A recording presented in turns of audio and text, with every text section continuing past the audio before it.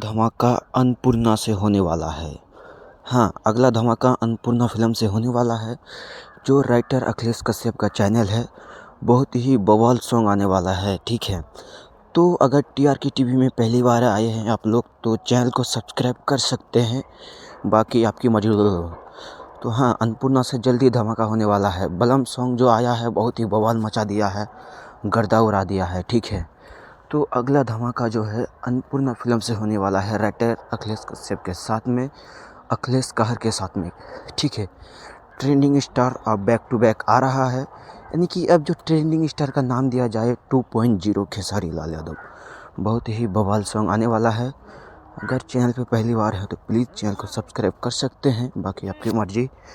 तो फिर मिलेंगे किसी और नेक्स्ट वीडियो में। चैनल को सब्सक्राइब कर सकते हैं, बाकी आपकी मर्जी। बाय।